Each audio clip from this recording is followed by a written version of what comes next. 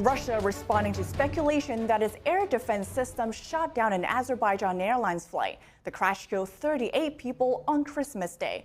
NTD's international correspondent Arian Pastor has an update on the tragic incident. And a warning, this report contains footage some viewers may find disturbing.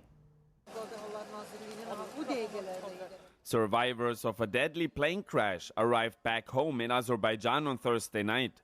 The plane crashed over Kazakhstan on Christmas Day. This video shows a new angle of the Azerbaijan Airlines crash, which killed 38 people and left all 29 survivors injured. The president of Azerbaijan on Wednesday saying he has set up a commission to investigate the crash. The commission's task is to fully investigate the matter, the causes and all the details of the accident. There's growing speculation that the plane was accidentally shot down by Russian air defense after it was misidentified as a Ukrainian missile or drone. Footage shared on social media shows holes in the wreckage of the plane.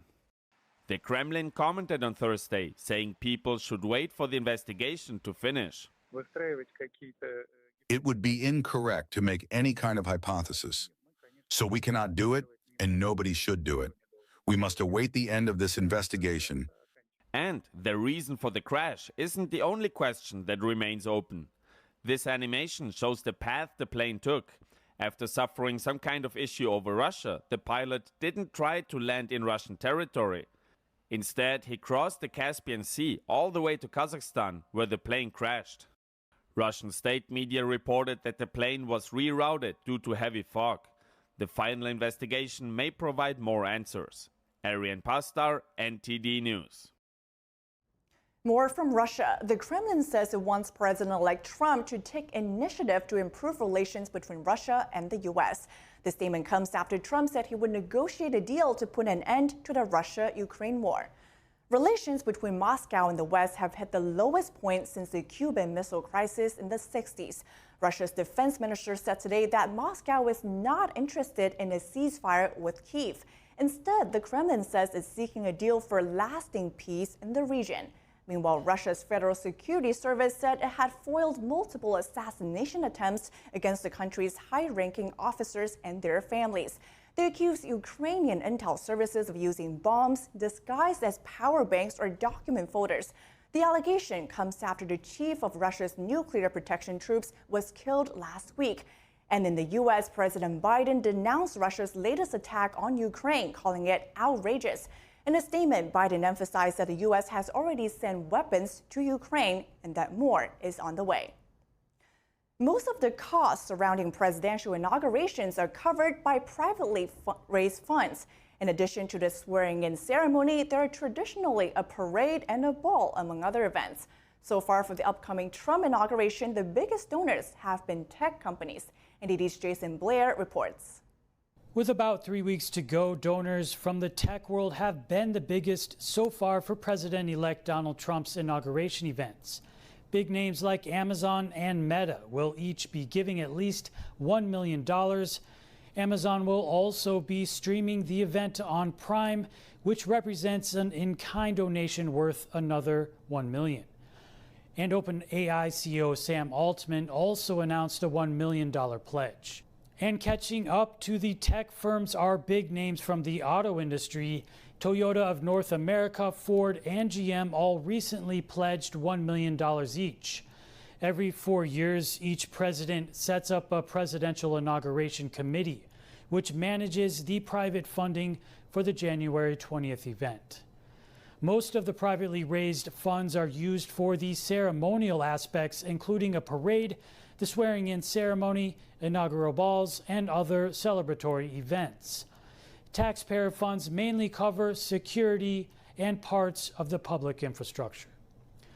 For 2025, donors giving $1 million or more get perks like a candlelight dinner with President-elect Trump, as well as a dinner with Vice President-elect J.D. Vance and his wife Usha Vance. In 2021, President Biden reportedly raised just under $62 million for his inauguration. Biden's inauguration committee offered 4 packages to donors depending on how much they gave. the highest package being for donors of $1 million or more. Some notable $1 million plus donors that year include Pfizer, AT&T, Bank of America, Boeing, and Uber.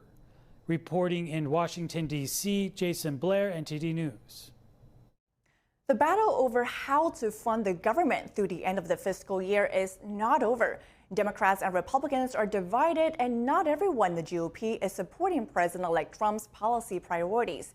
NTD's Washington correspondent Luis Martinez has the story.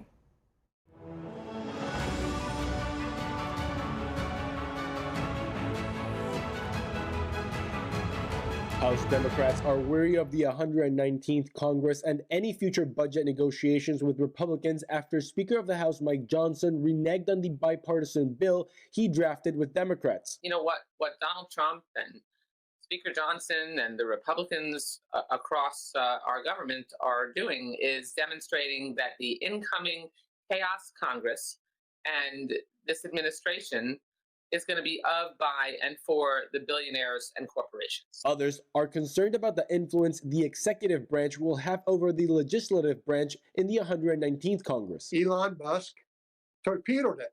He killed it. Why he did that? Well, there's a lot of people thinking that maybe he did it for his own personal interests, having to do with his investments in China.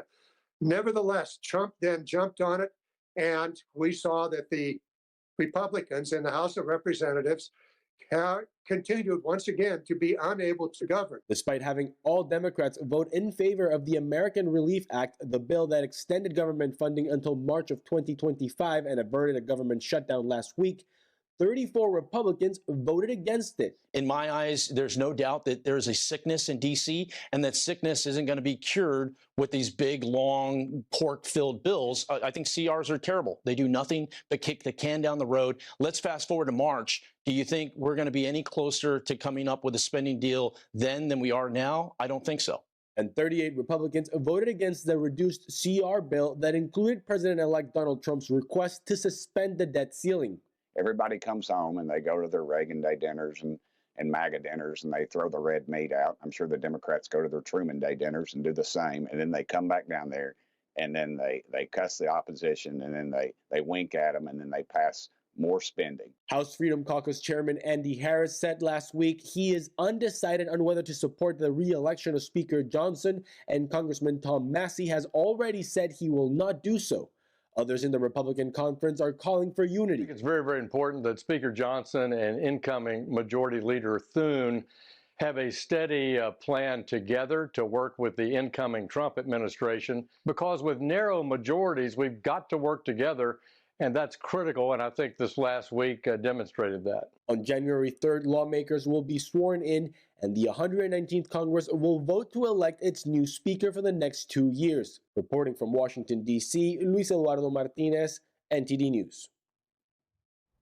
Author and former presidential candidate Marianne Williamson is running for chair of the Democratic National Committee.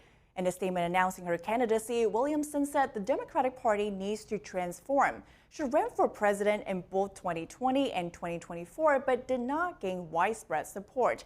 Williamson joins a large field of candidates looking to replace outgoing DNC chair Jamie Harrison. Her competitors include former Maryland Governor Martin O'Malley, Minnesota Democratic Party Chair Ken Martin, Wisconsin Democratic Party Chair Ben Wickler, and New York State Senator James Skoufis.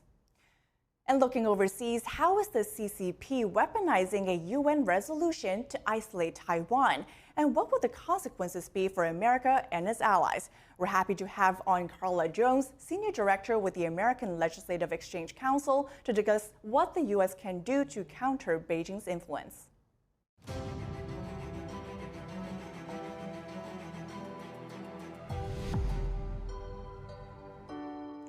Carla Jones, thanks so much for coming on. Oh, thank you so much for having me. So first, tell us more about how the Chinese Communist Party has been weaponizing this particular UN resolution to isolate Taiwan, and what consequences does it have not only on Taiwan itself, but also on other countries, including the U.S.? Okay, well, first of all, I think it's important to describe what UN General Assembly Resolution 2758 is. It was adopted in October of 1971. And it basically transferred representation in the UN from Chiang Kai-shek's government to the People's Republic of China government. And that's all it did. It did not talk about the One China principle. It did not talk about cross-strait relations. It did not talk about Taiwan as a sovereign country. It simply transferred that. And the ramifications, the real world ramifications, are that it has kept Taiwan out of UN organizations like the International Civil Aviation Organization, the WHO, Interpol, where Taiwan could make a meaningful contribution. So those are the real world immediate consequences. But the other thing that they've done in terms of making the UNGA 2758, equating it with the One China principle, is it's part of a greater strategy to delegitimize Taiwan as a sovereign entity. As a sovereign, let's just call it what it is. Taiwan is a country. And so they've used it to basically coerce other countries and lure other countries from switching diplomatic recognition from Taipei to Beijing.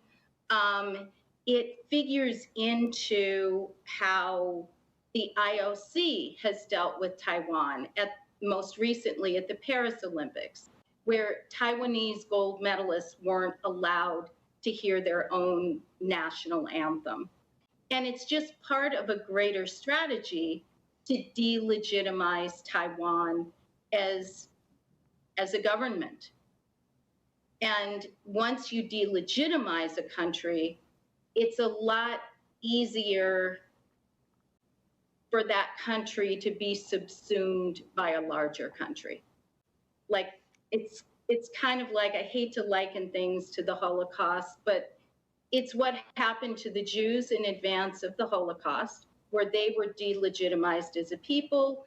And it's more or less what the Hutus did to the Tutsis in Rwanda, where they delegitimized them as a people. Well, certainly some very concerning efforts by the CCP here. And speaking more broadly about the CCP's growing pressure on international organizations like the UN, what can the United States government do to counter Beijing's influence?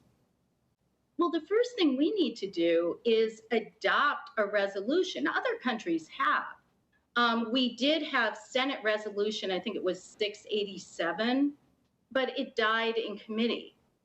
Other countries like the UK, like most recently the Czech Republic, like the EU Parliament, like the Canadian Parliament, have adopted resolutions similar to what ALEC adopted just this month, opposing the PRC's misuse of UN General Assembly Resolution 2758.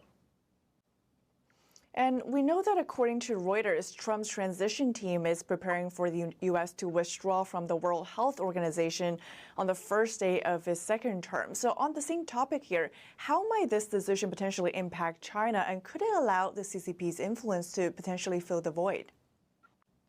I personally think that U.S. withdrawal from the WHO is a mistake. God knows, it's an imperfect organization. God knows that the UN is sorely in need of reform. However, by withdrawing, we lose any leadership we can have in that organization, and we more or less cede the space to the PRC. And that could have negative ramifications for Taiwan. And speaking of Taiwan's defense, we know that aside from diplomatic pressure, China in recent years has been stepping up its military threats against Taiwan, including, for example, the large massive naval forces just this month and daily military activities close to the island. And now President-elect Trump has said that Taiwan should pay more for U.S. defense. What's your reading on the incoming administration's Taiwan policy, and how should Taiwan potentially cope with it? Well, first of all, it probably would be a good idea for Taiwan to ensure that its own military is as robust as it possibly can be. What I'm hoping is that the more incoming President Trump looks at Taiwan and how it has modernized its military, how it is buying more arms, that he will revisit statements like that. I'm also concerned about similar statements he's made with respect to our allies and partners in NATO. I think the United States needs to lead, and when we have criticism of our allies and partners, that criticism should be said behind closed doors rather than in public spaces. I think that tends to work better. Well, all great insights and a lot to watch for sure when the new administration takes office in just a few weeks. Caller Jones, thank you so much for joining us. Thank you.